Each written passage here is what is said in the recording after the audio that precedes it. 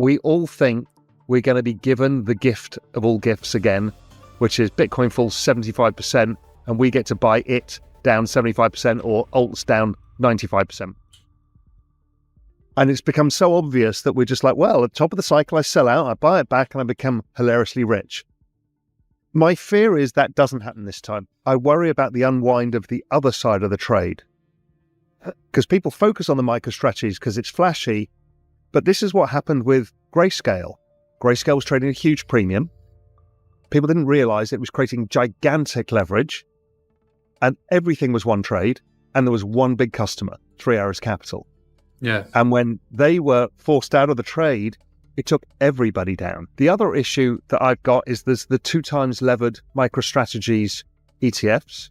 Mm-hmm. Everybody's trading those. But what happens when the market turns and the 2 times levered guys sell? Before you know it, MicroStrategy's is trading at a discount to NAV. That blows up all of the people who've been in the arbitrage trades. What if Bitcoin doesn't follow the typical crash and rebound cycle this time? Raoul predicts that a major Bitcoin price drop might not occur, and many investors could miss out on a potential buying opportunity by waiting for a dip. He believes now is the time to secure your Bitcoin before it becomes too late.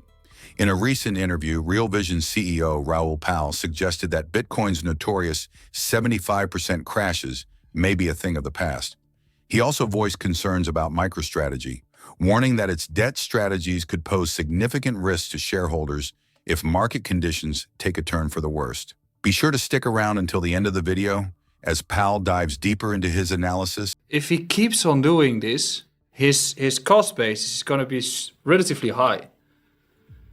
Like you've been adding at like 97k, and he probably is going to add at 150k and just keeps on adding. What is your vision on that strategy? Like, is there at some point, is it enough, or can you just keep on adding to your balance sheet and having that Bitcoin mentality?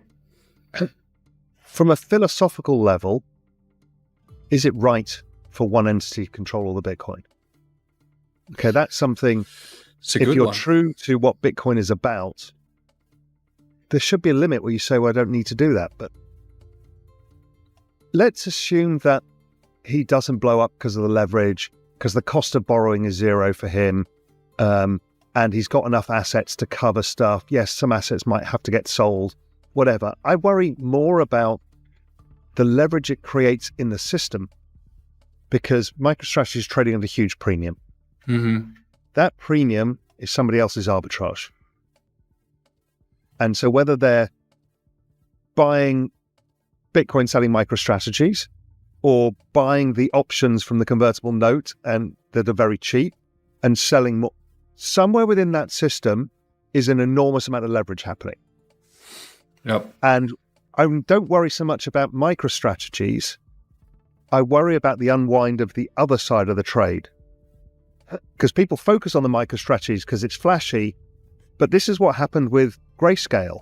Grayscale was trading a huge premium.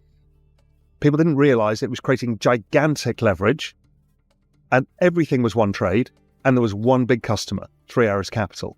Yeah. And when they were forced out of the trade, it took everybody down, including Genesis, who were the arm of Grayscale. Right, so they didn't see it coming either. Nobody knew there was one customer, and that's very typical of a leverage blowout. So we're creating fragilities in a system. The other issue that I've got is there's the 2 times levered MicroStrategy's ETFs. Mm-hmm. Everybody's trading those. That's causing probably a large part of the premium, plus a bunch of Europeans who can't buy Bitcoin in their pension plans, so they're buying. So there's a bunch of premium being driven by this stuff. But what happens when the market turns and the 2 times levered guys sell? Yeah, boomerang's It comes back. twice as fast in an illiquid market to the downside. Before you know it, MicroStrategy is trading at a discount to NAV. That blows up all of the people who've been in the arbitrage trades. You know, there's all sorts that can happen that people don't think about. And I've been in financial markets 34 years, and I've seen this repeat and repeat and repeat and repeat. I've got a working hypothesis that we all think we're going to be given the gift of all gifts again, which is Bitcoin falls 75% and we get to buy it down 75% or alts down 95%. And it's become so obvious that we're just like, well, at the top of the cycle, I sell out, I buy it back, and I become hilariously rich. My fear is that doesn't happen this time. We don't withdraw massive amounts of liquidity from the system, and that 401k buyers of Bitcoin balance up the selling effects. Yes, we might get the blow up of the MicroStrategy's trade, whatever it is. There's going to be messy, but the ability to use options, put options, I think will balance out some of this. So my biggest fear is not the down 75%. We're all used to that. It's the down 40 and we miss it. This is a world that came from the bottoms up, from retail, from individual investors, and not from the power brokers and gatekeepers of Wall Street. And so for them, it's a very threat to their understanding and existence. So, you know, what people are getting exposed to is on one side, this traditional, multiple hundreds of years old media, just endlessly snarking and cynical and terrible about it. But they kind of want the attention as well, because they know there's more attention in this space than everything else. But they're seeing the world of podcasts, distributed media, new media, all becoming much more focused around this. This is the battle that even Elon is playing on Twitter. It's, that there's a change of guard of gatekeepers. It's gone towards the individual and away from the centralized. And so that is a battle that had to happen anyway. It's the battle we've been having in crypto with all of finance. And we're seeing one by one, incredibly, all of finance caving in and saying, yes, this is a better system. It's an extraordinary thing that I never thought I did think I'd see, but just seeing it play out from 2013 onwards, it's been amazing the power that this thing has done. It's like a massive, supermassive black hole. One by one, everybody comes across into this new world because the returns are better, the opportunities are better, and the system is just more robust. It's just a better way of building finance and the internet. As Bitcoin's value continues to rise, luxury stores and brands are diving into the world of crypto. French department store Printemps has partnered with Bonds and Lizzie to accept Bitcoin and Ethereum payments, becoming the first in Europe to offer this. Saint Dupont is also planning to start accepting crypto soon, while Virgin Voyages has begun allowing customers to pay with Bitcoin for high-end cruise packages. With Bitcoin prices soaring and President-elect Trump's support for crypto-friendly policies, it's likely that more luxury brands will follow suit. This trend is great news for investors as Bitcoin adoption continues to grow rapidly. Risk-adjusted return, they're actually better. They massively outperform. As I said, the NASDAQ is down 99.97%. If you take it even from 2017, the NASDAQ's down for 50%. So it's an extraordinary outperformance. So it's a bit of a superpower, but you take some volatility to go with it. But really, all this is a technology that has a built-in incentive system in it. So it's behavioral economics meets the infrastructure layer of the internet. So if you think about, and it also changes lives and it brings people into the financial system and gives people opportunities. There's a very larger reason why this matters, but it also matters just for the internet. In a digital age, we need to be able to transfer, store, and record value. And value could be everything from our ID to a contract to a store of value like Bitcoin. So it's a very broad concept that's very necessary for the internet as we move forwards into a more digital age, particularly with AI coming at us fast. But it's also the financial inclusion side. It's also the fact that people can access dollars via stable coins anywhere in the world. I mean, these things are revolutionary. And the adoption of this technology is twice the speed of the internet. And it has been. I rebased them both from 5 million wallets versus 5 million IP addresses.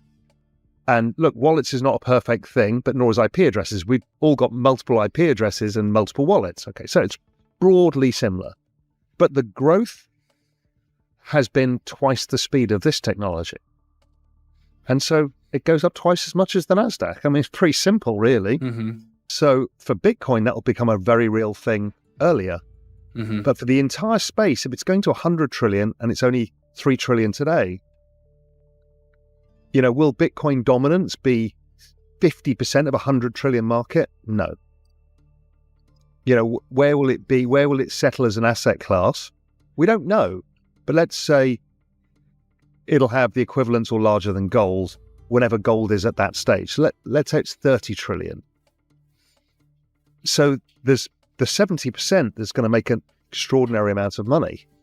Mm-hmm. So I think the S-curve applies to the whole space overall, but the returns are still relatively high to come because we're still pretty early in most of this.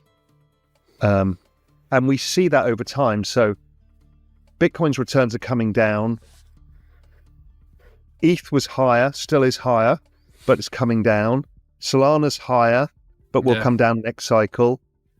Sui or whatever's coming up this cycle, it will still have a couple of acceleration cycles, then it slows down. But what are we going to argue about? That the returns have gone from 150% a year to 60% a year? I mean, this is la-la land in finance, right? Nobody gets given these opportunities. What is a harder thing is why even start a business? Because I don't know almost any business that consistently generates between 50 and 150% a year returns. And you actually don't need to do anything. You just need some capital. Look, it's coming fast because, I've always said, and I think I was the person who invented the term pristine collateral. It's great collateral. So, of course, if you can lend or borrow it out, I mean, we do it in the art market. We do it for any asset that is deemed to be decent quality collateral.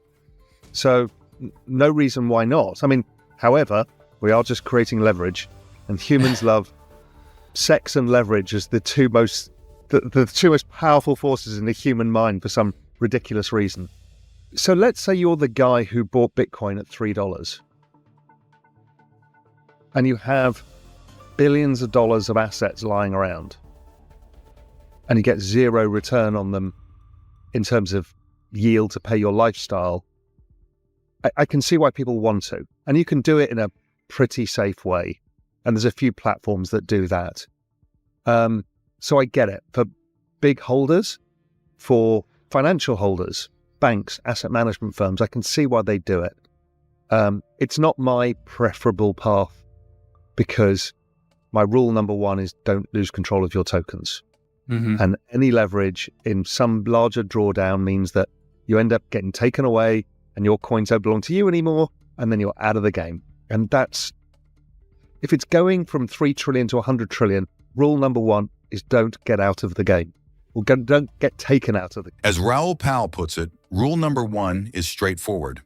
Don't lose control of your assets and be prepared to ride the next wave of this financial revolution. With the entire market potentially growing from $3 trillion to $100 trillion, there's still ample opportunity for significant gains. Don't forget to like and subscribe, and let's keep this bull run going.